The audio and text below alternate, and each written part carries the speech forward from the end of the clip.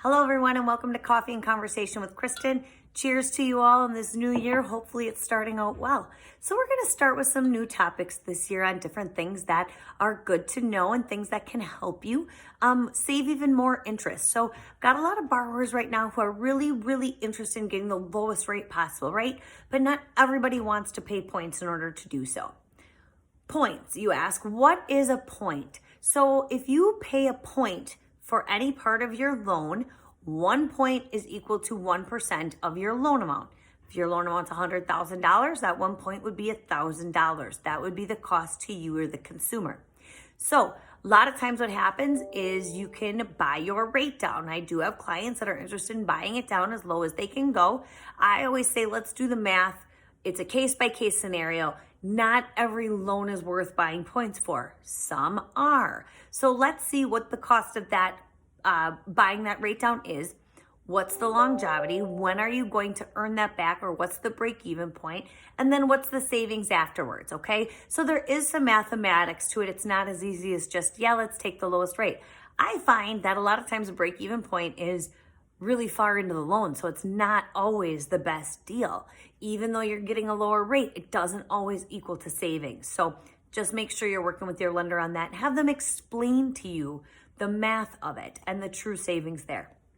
But anyway, we're going on, and I've got a lot of questions right now on how can I prepay my loan? How can I pay it down to save the most money and pay even less interest? Pay my loan off even sooner. And those of you who work with me know that, and if you don't, hopefully you will learn that there's no prepayment penalties here, okay? So everything you want to prepay to your loan will go directly to your principal. Paying less interest. Interest is compounded, so this would be a way to pay your rate down. The other question I get a lot right now actually is biweekly payments, because when you pay biweekly, you essentially make 13 payments in that year instead of just the 12. There's 26 pay periods. If you divide that by 2, then you have 13 payments. Now, those 13 payments, when you make that extra payment a year, let's just say you're on a 30-year fix, you will typically save about 6 to 7 years on your mortgage, which is great, right? That can translate to tens of thousands of dollars. That's another way of getting a lower interest rate without buying points. You're using your same money working better for you. So that is another way you can go about doing it. I typically say versus biweekly because, as many of you are probably learning if you don't do it already, lenders tend to charge for biweekly payments because there's extra work that goes into them.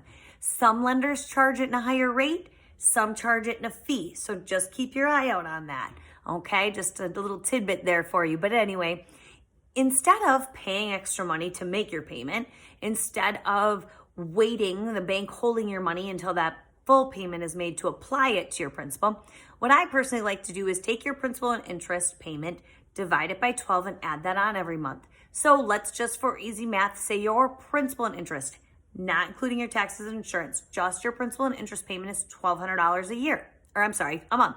If it's $1,200 a month, divide that by 12, it's $100. Add $100 to your payment every month starting from month one. I promise you won't remember, and right now in the days of COVID, we're not really doing extra dinners or going out crazy, so it's really affordable.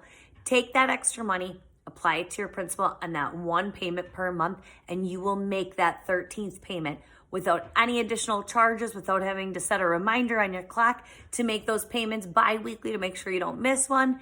It's a great, easy way to go about it. Typically, when I tell my clients about that, they're like, oh yeah, okay, never thought about it, but it makes sense, and I think I like that way better. So just some food for thought. Those are some ways you can always buy your rate down, and sometimes it's not expensive. So that's why I say, again, just check with your lender. Know all of your options, especially if this is a lifetime home for you. If you're going to pay this home off, have your money work better for you.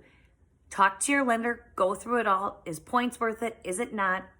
And go from there. Just ensure that you're getting the lowest rate possible, and you know the game plan to save as much interest as you can.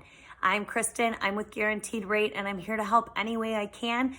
You have my information to contact me in the comments. Otherwise, you can leave a comment below with any questions, and I'm happy to answer them that way. Hope you're having a great day. Talk to you soon. Again, cheers.